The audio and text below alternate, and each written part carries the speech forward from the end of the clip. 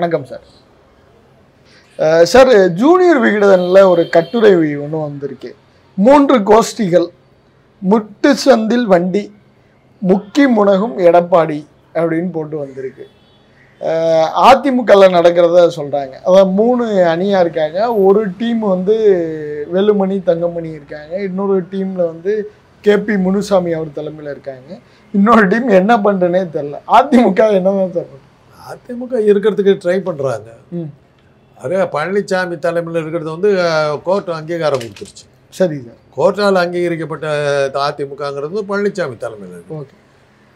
மற்றவங்கெல்லாம் வந்து அந்த அங்கீகாரமும் இல்லை. அப்போ அதில் பன்னீர்செல்வம் வந்து பாஜகவில் இணைஞ்சிட்டார். இந்த கடைசி தேர்தலில் வந்து பாஜக வேட்பாளராக தான் அவர் நின்னார். சரி. அதனால் அது அவரை பொறுத்தவரை அவருக்கு அதை முடிஞ்சு போச்சு. அவர் அதிமுக விட்டு வேலைக்கு பாஜகவுக்கு போயிட்டான்னு தெரியுது. பாக்கி இருக்கிறது சசிகலாவும் தினகரனும். அதில் வந்து ஒருங்கிணைப்பு குழுன்னு சொல்லிட்டு ஜெயசெட்டி பிரபாகரன் புகழேந்தி எல்லாம் சேர்ந்துட்டு அவங்க ஆரம்பித்து அவங்க பாட்டுக்கு போயிட்டுருக்காங்க. நீங்கள் சசிகலாவுக்கு எந்த விளம்பரமும் கொடுக்காம நீங்களாம் கட்டுப்பாடாக நின்று அந்த அம்மாளுடைய கூட்டங்களுக்கு எந்த விளம்பரமும் கொடுக்காம இருக்கு. யார் சார்? நாங்கள் ஊடகங்கள். ஏன் சார்? அது சசிகலா மேலே உங்களுக்கு என்ன விரோதம் தெரியல. நீங்களா பார்த்து ஒன்றுமே இல்லாத ஒரு ஆளுக்கு வந்து அவருக்கு வந்து லட்சக்கணக்கில் கூட்டம் கொடுக்குறதுன்னு நினைக்கிறீங்க. லட்சக்கணக்கில் கூட்டம் கூட்டினா கூட விளம்பரமே கொடுக்காம மூடி மறைக்கிறதுல சசிகலா ஒருத்தர். அவருக்கு நல்ல கூட்டம் கொடுத்து எல்லா இடத்துலையும் போயிட்டு வந்துக்கிட்டு இருக்காங்க. கூட்டம் கூடுறாங்க. வேடிக்கை பார்க்கறதுக்கு எல்லா இடத்துக்கும் வரத்தாங்க செய்வாங்க. அது ஒரு கூட்டம் வரும். அந்த கூட்டத்தை கூட காட்ட மாட்டேன்னு நிறுத்துறீங்க. இன்னைக்கு இருக்கிற சூழ்நிலையில் அதிமுக வந்து பழனிசாமி தலைமையில் இருக்கிற அதிமுக என்னாச்சு? 8 தோல்வி பழனிசாமின்னு பேர் வச்சுட்டாங்க. அவருக்கு 1000 தலை வாங்கி அபூர்வ சிந்தாமணிங்கிற மாதிரி 8 தோல்வி பழனிசாமின்னு பேர் வச்சுட்டாங்க. அதுக்கப்புறம் பார்த்தீங்கன்னாக்கா ரெட்டையில வந்து டெபாசிட் போயிடுச்சு பல இடங்கள் கடைசி தேர்தலில். அதுக்கப்புறம் தேர்தலையே நிற்காம போயிட்டார். அப்புறம் எங்கே இருக்குது கட்சி? ஒரு கட்சி இருக்கிறதுக்கு என்ன அடையாளம்? தேர்தலில் நிற்கிறது அடையாளம். 1000 சொன்னா அது இடைத்தேர்தல் திமுக தான் ஜெயிப்பாங்கன்னு எல்லாருக்குமே தெரியும். நீங்கள் ஒரு அடையாளத்துக்காக நிற்கணுங்க, எதிர்ப்பை காட்டணுங்க. அவன் தான் ஜெயிப்பாங்கிறது வேற விஷயம். நீங்கள் முயற்சி பண்ணணுமில்ல. ஒரு எந்த அளவுக்கு என்னுடைய கட்சி வளர்ந்துருக்கு பார்க்கறதுக்கு தெரியுமில்ல. ஆட்சியில் இருக்கிற திமுகவை எதிர்த்து நான் இவ்வளோ ஓட்டு வாங்கினேன்னு சொல்லி இருக்கலாம். அதாங்க அரசியல். புறக்கணிக்கிறேன்னு சொல்கிறார். புறக்கணிக்கிறவன் யார் புறக்கணிப்பான்னா ஜெயிச்சுக்கிட்டே வந்துட்டு அந்த தேர்தலில் நிற்கிறேன்னா அவன் தான் புறக்கணிக்கிறவன். எல்லா தேர்தலையும் தோத்துப்பிட்டு வந்து நான் நிற்கலைன்னாக்கா பயந்து ஓடிட்டேன்னு அர்த்தம். அதான் வித்தியாசம். சரி, நீங்கள் பழனிசாமியுடைய கட்சி இல்லையே, இல்லாத கட்சி என்ன பண்ணுறது? சார், இப்போ வந்து எஸ்பி வேலுமணி, தங்கமணி இவங்கெல்லாம் பாஜக போக விருப்பப்படுறாங்க, பாஜகவோட கூட்டணியில் இருக்க விருப்பப்படுறாங்க அப்படின்னு இந்த கட்டுரை சொல்லுது. இவங்களுடைய விருப்பம் ஏன் சார் பாஜகவை நோக்கி இவங்க ரெடி பண்ணாங்க? இன்னைக்கு அவங்க தாங்க பவர்ஃபுல்லாக இருக்கிறாங்க. ஒன்றிய அரசில் 1000 சொன்னாலும் அவங்க கிட்ட தான் ஆட்சி இருக்குது. சரி சார். அவங்க தானே அமலாக்கத்துறையை கையில் வச்சுட்டு இருக்காங்க. ஓகே. அவங்க தானே தேர்தல் ஆணையத்தை கையில் வச்சுருக்காங்க. அவங்க தானே சில நீதிபதிகளை கையில் வச்சுட்டு இருக்காங்க. இன்றைக்கி சில நீதிபதிகளுடைய தீர்ப்புகள் அவங்கள பேஸ் பண்ணி தானே இருக்குது. அவங்க என்ன பண்ணி தானே? ஆமாம், இன்றைக்கி அப்படி தானே இருக்குது. செந்தில் பாலாஜி விடலைங்களே, இன்றைக்கி ஒன்றும் விடலையே. எப்படி விடுவாங்க? செந்தில் பாலாஜி அரசியல் ரீதியாக அவருக்கு ஒன்றுமே லாய்க்கெல்லாம் போயிட்டார் தெரிகிறவர்கள் அவரை வந்து எந்த கருத்து முன்னிட்டு விட மாட்டாங்க. அவர் வெளியே வந்தாக்கா நமக்கு ஆபத்துன்னு பாஜக நினைக்கிறவரு செந்தில் பாலாஜிக்கு எந்த தீர்ப்பும் கிடைக்காது. அவ்வளோதான், தள்ளி போட்டே போவாங்க. அது வேர்ல்டு ரெக்கார்டுங்கிறாங்களே. World record. ஆமாம், ஒரு தனிப்பட்ட ஒரு மனிதருக்கு தள்ளுபடி செய்யப்பட்ட பண்ணதில் வந்து சென்னை உயர்நீதிமன்றம் ரெக்கார்டு வச்சுருக்காங்க. இத்த ஒரு தனி ஆளை 50க்கும் மேற்பட்ட முறை அவருடைய வழக்கை தள்ளுபடி பண்ணி அவரை உள்ளே வச்சுருந்த சாதனை வந்து உயர்நீதிமன்றம் பண்ணியிருக்குது. அந்த சாதனைக்கு உரியவர் வந்து செந்தில் பாலாஜி. அந்த அளவு உயர்நீதிமன்றத்தை பயந்து போய் கிடக்குது. என்னைக்குங்க அந்த நீதிபதி கிடைக்கும்? அப்படி ஒரு கொலை இதாக பண்ணிட்டார். அப்போ அதுலேருந்து என்ன தெரியுது? என்னைக்கு வந்து செந்தில் பாலாஜி மேலே பாஜகவுக்கு பயம் இருக்கிறவர்களும் செந்தில் பாலாஜிக்கு இது கிடைக்காது. அதே தான் கெஜ்ரிவால். அவரை கண்டு அவங்க பயந்து நடுங்கிட்டு இருக்கிறாங்க. எத்தனையோ விதமான இதை உத்தரவு கொண்டு வராங்க. இன்னைக்கு கூட ஏதோ ஒரு புது தீர்ப்பு இதை போட்டு உத்தரவை போட்டு கெஜ்ரிவாலுடைய சக்தியை கெடுக்க பார்க்குறாங்க. அந்த அளவுக்கு பயந்து நடுக்கிறாங்க. அதே தான் சசிகலாவுக்கு நடந்தது. ஆமாம், அதிமுக சட்டமன்ற உறுப்பினர்கள்லாம் ஒன்றா சேர்ந்து சசிகலா வந்து முதலமைச்சர்னு தேர்ந்தெடுத்துட்டாங்க. பதவி பிரமாணம் பண்ணாமல் அந்த வித்யாசாகர் ஓடி போனார். ஆமாம். யார் ஏன் ஓட்டினார்? அமித்ஷா கண்டு பயந்தார். சசிகலா வந்தால் நம்ம மாட்டிக்குவோம். ஓ அந்த பயத்தில் தான் ஓடினார். அந்த வகையில் பார்க்கும்போது சசிகலா ப்ரூவ் பண்ணியிருக்காங்க, பாஜக பயமுறுத்தின ஒரு தலைவின்னு ப்ரூவ் பண்ணியிருக்காங்க. ஓகே ஜெயலலிதாக்கு அப்புறம் அவங்க தான் பண்ணியிருக்காங்க. ஓகே அதனால தான் இன்றைக்கி வரல அவங்கள வெளியே விடல. அவங்க வந்தால் இது பண்ணுறது நீங்களாம் இருட்டடி பண்ணிக்கிறதுக்கு காரணம் கூட அந்த மறைமுக அழுத்தம் தான். அமித்ஷா எங்களை அழுத்த மாட்டார், ஏன் பண்ண முடியாது. அதனால தான் யாரும் கொடுக்க மாட்டேன்.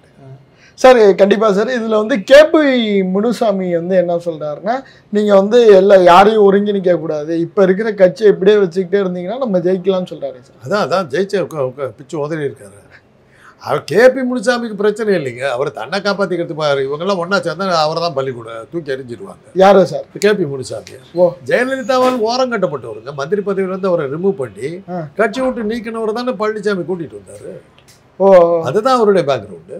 ஓகே அது கட்சி ஒருங்கிணைஞ்சாக்க இவரால் கேபி முனுசாமியால் பழனிசாமிக்கு என்ன லாபம் கிடைச்சிது? அவர் ஒரு வன்னிய இனத்தை சேர்ந்தவர். Okay sir. அவரை விட சிவி சண்முகம் பவர்ஃபுல் வன்னியராக இருக்காரு. ஓகே. வன்னியர் பூமியிலேயே பாஜக பழனிசாமி தோத்தாரு இல்லை? ஏன் தோத்தாரு? ஏன் சார்? கேபி முனுசாமி இருந்து தோத்து போனார்ல. ஆக இவர் கையால் ஆகாத ஆளுன்னு புருவாகி போச்சு. அவரை வச்சுட்டு மாரடிக்க முடியல. ஒருங்கிணைஞ்சாக்க முதல் தூக்கி அவரெல்லாம் வெளியே அமிச்சாங்க கூட செய்தி கூட வராது. அந்த அளவுக்கு இன்சிக்னிஃபிகண்ட் ஆள் தன்னை காப்பாற்றிக்கிறதுக்காக இவ்வளோ கதை பேசிக்கிட்டு இருக்காரு. அவ்வளோதான் சார். இப்போ வந்து எஸ்பி வேலுமணி, தங்கமணி, செங்கோட்டையன் அவங்கெல்லாம் வந்து ஒரு அணியாக மாறி இருக்கதா அதில் செய்தி வருது. இப்போ இந்த செங்கோட்டையன் அவருடைய மௌனம் வந்து என்ன சார்? ஏன்னா அவர் உண்மையிலே கோர் பாலிடிக்ஸ் ரொம்ப நாளாக இருந்தவர், நீங்கள் நெருங்கி கூட பழகி இருக்கக்கூட வாய்ப்பு இல்லை. அவரை பற்றி அவருக்கு என்ன தெரியும், எனக்கு அவர் தெரியும். ஆமாம், அவங்களை அறிமுகப்படுத்தி. இப்போ செங்கோட்டையனுடைய ஸ்டாண்டு வந்து எடப்பாடிக்கு எதிராக இருக்கிற மாதிரி சொல்கிறாங்களே சார். அவர் தாங்க பவர்ஃபுல்லாக இருந்தார் செங்கோட்டையன் தான். ஆமாம், அவர் முத்துசாமி, ஈரோடு முத்துசாமி இன்னைக்கு அமைச்சராக இருக்காரு. ஆமாம் சார். அவங்கெல்லாம் தான் ஜெயலலிதா கிட்ட பவர்ஃபுல்லாக இருந்தவங்க. நான் கண்ணால் பார்த்துருக்கேன். Okay okay. எதுனாலும் அவங்க 2 பேர் கேட்டு தான் அந்த மாதிரி செய்யும். ஓ அந்த அளவுக்கு அவங்க இருந்தாங்க. சுற்றுப்பயணம் இதெல்லாம் வந்து செங்கோட்டையன் தான் டிசைட் பண்ணணும். அவங்கள வந்து காங்கேயத்தில் நிற்க சொல்லி இது பண்ணது செங்கோட்டையன் தான் பண்ணார். ஓ பர்கூர் உங்களுக்கு அவ்வளோ சேஃப் கிடையாது, காங்கேயத்தில் நின்றுங்கன்னு சொல்லி நிற்க வச்சு காங்கேயத்தில் தப்பிச்சதுனால தான் பர்கூரில் தோற்றப்புறம் காங்கேயத்தில் நிற்க வச்சு தான் ஜெயிக்க வச்சார். அந்த அளவுக்கு எம்ஜிஆர்கிட்ட இருந்ததில்லை. எம்ஜிஆர்கிட்ட இருந்தவர் வந்து முத்துசாமி. ஏன்னா அப்போ வந்து 2 முத்துசாமி இருந்தாங்க. பெருந்துறை முத்துசாமின்னு ஒருத்தர், இவர் ஒரு முத்துசாமி. அந்த பெருந்துறை முத்துசாமி ஒரு டாக்டர், எங்களோட இருந்தவர், எங்களுக்கு ஜூனியராக இருந்தவர். அவரை தான் அமைச்சராகிட்டார் நான் நினச்சிக்கிட்டு இருந்தேன். எங்கள் அண்ணன் இப்போ வந்து சபாநாயகராக. அப்போ எங்கள் அண்ணன் பதவி ஏற்றுக்கிட்ட உடனே நான் அந்த ஆஃபீஸுக்கு அவரை பார்க்கறதுக்கு போனேன். போனபோது இன்னைக்கு அமைச்சராக இருக்கிற முத்துசாமி உட்கார்ந்தது. அவர் ரொம்ப நண்பர். அவர் பெரிய பஸ் ஓனர், பெரிய பணக்காரர், ஈரோட்டில் பெரிய ஆள். அவர் போய் நேராக போய், என்னங்க முத்து, யாரையோ மந்திரியாக போட்டாங்க, நீங்கள் ஆவீங்கன்னு பார்த்தாக்கா அந்த முத்துசாமியை போட்டாங்கன்னு. அது அப்போ நானது உங்களுக்கு தெரியாதானே? அப்போ நீங்கள் தான் மந்திரியான, என்ன தான் மந்திரியாக போட்டாங்க, அடக்கன்றாவே அந்த டாக்டர் முத்துசாமி போட்டார் நான் நினச்சிக்கிட்டேன். அப்போ தான் எனக்கு தெரியும். இல்லாட்டி பண்ண அன்னைக்கு போய் அவர் மாலையெல்லாம் போட்டுருவேன். அவர் அவ்வளோ நெருக்கமான நண்பர் அவர். அது இதெல்லாம் என்னத்துக்கு சொல்கிறேன்னா, அந்த அளவுக்கு அவர் மந்திரியாக இருந்தபோது அவர் நான் 2-3 பார்க்கறதுக்கு போகும்போதெல்லாம் பேசிக்கிட்டு இருப்போம். 2 நிமிஷத்துக்கு ஒரு தடவை ஃபோன் வரும். அம்மா கூப்பிட்றாங்க. போவார், வருவார், வந்து உட்காருவார், உடனே ஃபோன் வரும், வந்து உட்காரு. அந்த அளவுக்கு அவர் டிமாண்டில் இருந்தார். அந்த அளவுக்கு ஜெயலலிதா கிட்ட நெருக்கமாக இருந்தது. அதே தான் செங்கோட்டையன். அந்த அளவுக்கு இருந்தவங்களெல்லாம் ஓரம் கட்டி தான் இங்கே பழனிசாமி வந்தாரா? இவங்கெல்லாம் அவ்வளோ டாமினேட் பண்ணுறாங்கங்கிறதுனால தான் இவங்களெல்லாம் ஓரம் கட்டினாங்க. சசிகலா ஓரம் கட்டி டம்மியாக இருந்த பழனிசாமி கொண்டு வச்சாங்க. பழனிசாமி ஜெயலலிதா பார்த்துருக்காராங்கிறது எனக்கு சந்தேகம். எம்ஜிஆர் சினிமாவில் பார்த்துருப்பார் ஒளி நேரம் அவருக்கு தெரிஞ்சுக்கிட்டது சான்ஸ் இல்லை. எம்ஜிஆர் காலத்தில் அவர் இல்லை. அதனால் அவர் என்ன பண்ணிருந்தாரு தெரியாது. சார் இந்த கூவத்தூரில் சார் திவாகரன் சொல்கிறாரு, நாங்கள் வந்து தனபாலை தான் வந்து முதல்வராக முன்மொழிந்தோம் அப்படின்னு சொல்கிறாரே சார். இன்னைக்கு எதை பண்ணாலும் சொல்லலாங்க, அதுக்கெல்லாம் என்ன ஆதாரம் இருக்குது? யாரு கேட்குறது? இவர் வந்து டெண்டரு இதை வச்சு தான் ஒரு இது பண்ணி தான் இவர் எடப்பாடி வந்திருக்காரு. யாரை வேணாலும் சொல்லலாம், இன்னைக்கு யாரை வேணாலும் சொல்லாங்க.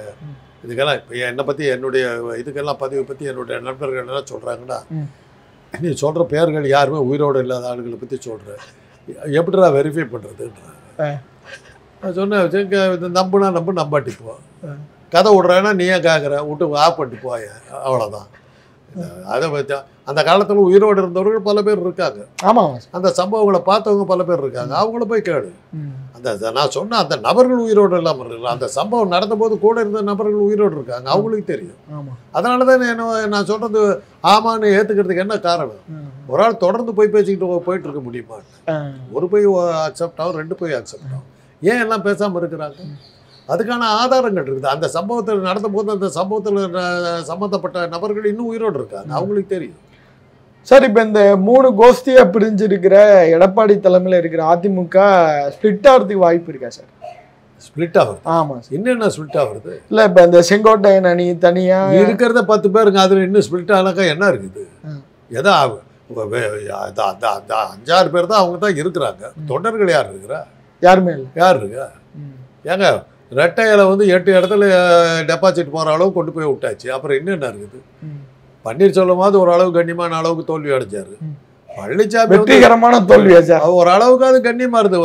ஓட்டு வாங்கினாரு. இவர் பழனிசாமி தேர்தலில் நிற்காம வெளியே ஓடி போயிட்டார்ல. அப்புறம் எங்க இருக்கு கட்சி? அதிமுக காப்பாற்றணும்னா என்ன சார்? அதிமுக காப்பாற்றணும்னா வந்து மக்கள் போராட்டங்களில் இறங்கணும். இல்லாத குறைகளை சொல்லணுங்க. இவரா கிரியேட் பண்ணணும். அதுதாங்க அரசியல். என்னடா ரோடு போட்டிருக்க பழனிசாமி இவர் அவர் பேர் என்ன? அண்ணாமலை. கணுக்கால் தண்ணி போட்டு ஓட்டுறாரு. அப்போ சரியா பண்ணல. அந்த கணுக்கால் தண்ணியில் வந்து மக்களுக்கு வேணுங்கிற இதை நிவாரண பொருட்கள்லாம் ஏற்றிட்டு போய் கொடுத்துருந்தா பரவாயில்ல. இன்னும் என்ன மடத்தனமான செய்துனாக்கா டைரக்ஷன் சரியாக வரல. 2 பேர் 4 பேர் கூட நடந்து வர்றான் தண்ணியில். இவர் மாத்திரம் போட்டில் போகிறாரு. இவர் மாத்திரம் முடிக்கிட்டு வர்றான். 4 பேர் தனியாக போட்டில் நடந்து வர்றான். எல்லாம் சரி தெரிச்சாங்க. பாருங்க, திமுக வந்து இப்படி தண்ணி தேங்கி நிற்கிது. இது எல்லாம் யார் கேட்பதுன்னு ஒரு வீராவசனம் பேசினார். அங்கே ஒரு அம்மா அப்படி நின்றுக்கிட்டு இருந்தது. சரி, அவங்க போட்டில் நீங்கள் என்ன பண்ணுறதா இருக்கீங்கன்னுச்சு. இறங்கினார், போட்டை விட்டு போட்டை மடங்கினார். துண்டா காண துணியை காணான்னு போயிட்டார். இந்த கேள்வி எதிர்பார்க்கல. ஒரு ஸ்டண்ட்டு, இன்றைக்கி மறக்க முடியாத ஸ்டண்ட் அது. அந்த அம்மா கேட்குது, அப்போ நீங்கள் என்ன பண்ணுறதா இருக்கீங்கன்னுச்சு. அதோட ஒரு பேய் எறிஞ்ச மாதிரி நின்ட்டார். கேமராமேன் எல்லாரும் கேமராவெலாம் கீழே போட்டு ஐயோ அப்படி முடிஞ்சு போச்சு. அந்த மாதிரி ஒரு ஸ்டண்ட் அடிக்கணுங்க. ஏதாவது இது பண்ணு. எங்கே ரோடு போட்டிருக்கேன், ரோடு இல்லாத இடத்துக்கு போய் கண்டுபிடிச்சி பள்ளமாக இருக்கிற இடத்துல போய் அந்த இடத்துல ஓட்டி இப்படி இருக்குதே கவனிக்க மாட்டீர்களா? ஏதாவது கிரியேட் பண்ணணும். ஒரு ரேஷன் கடையில் வந்து எங்கே ஸ்டாக் இல்லைன்னு போட்டிருக்காங்களோ அந்த கடையில் போய் அரிசி கிடைக்கவில்லை. காந்தி நகர் 2வது மெயின் ரோடில் அரிசி கிடைக்கவில்லை. மக்கள் அவதிப்படும் அவலம். செய்தி கிரியேட் பண்ணிக்கிட்டே இருக்கணுங்க. அப்போ தான் அரசியல் நிற்க முடியும். அப்போ அதை பற்றி வாத பிரதோதரம் அந்த கடையில் இருக்குது. இப்போ பாருங்கள், விஜயத்தை அந்த டெக்னிக் பண்ணுறாருல. திமுக என்னை கேட்டு பயந்து விட்டதுன்னு கண்ட கதையை கிளப்பி விட்டுக்கிட்டு இருக்காருல்ல. அப்படித்துக்கு அதுதான் அரசியலுக்கு அடையாளம். அவர் கூட இருக்கிற ஆட்கள் நல்லா பண்ணுறாங்க. ஆமாம், திமுக கண்டு நடுங்கி விட்டது. அதனால தான் கார் ரேஸ் ஓட்டிக்கிட்டு இருக்கிறாங்க. ஸ்டாலின் வந்து அமெரிக்காவுக்கு போனது என்ன காரணம்? விஜய் கட்சி ஆரம்பிச்சோன்னு இன்னும் நான் இருந்து என்ன பிரயோஜனம்? அவர் ஓடி போயிட்டார். கிளப்பி விடணுங்க. அப்போ தான் அரசியல் நடத்த முடியும். சார், எடப்பாடியை பொறுத்தளவில் இன்னொரு விஷயம் என்ன சொல்கிறாங்க அப்படின்னா, அவர் வந்து தான் நல்லா இருந்தால் போதும்னு நினைக்கிறாரு. கட்சி நலனுக்காக அவர் எதுவுமே சிந்திக்கவே இல்லைன்னு சொல்லி. அதுதான் உண்மை. அவரை பொறுத்தவரையிலும் ஏன் ஆளுங்கட்சி பின்னாடி போய் நிற்கிறாரு? வாயை திறந்து என்னைக்காவது வாய் தவறியாவது அமித்ஷா நீங்கள் செய்வது நியாயமானு கேட்டிருக்காரா? மோடி நீங்கள் செய்வது நியாயமானு கேட்டிருக்காரா? இல்லை, அண்ணாமலையை திட்டிருக்காரு சார். அண்ணாமலையை தான் திட்டுவார். அமித்ஷாவே மோடியை பற்றி பேச மாட்டார். ஜெயலலிதா பற்றி கேவலமாக அண்ணாமலை பேசினா நிர்வாக குழு விட்டு வச்சு தீர்மானம் போடுவவர்களையும் பழனிசாமி பதில் சொல்ல மாட்டார். பன்னீர்செல்வம் பேசினார், எப்படிடா ஜெயலலிதா பற்றி பேசலான்னு. இவர் இன்றைக்கு வரலும் பேசல. ஏன்னா எண்ணத்துக்கு வம்பு கூப்பிட்டு அமைச்சிட்டாங்கன்னா என்ன பண்ணுறது? இன்றைக்கும் பிரச்சனைனா அங்கே தாங்க போகிறாரு. எங்கே? டெல்லி. அமித்ஷா கிட்ட தான் போகிறாரு. அதனால தான் யாரும் நம்பலை. நாங்கள் 2 பேரும் அடிச்சுக்கிட்டோம்னாக்க போயா வேலையை பார்த்துட்டு போயான்ட்டு போகிறாங்க. எடுபட்டு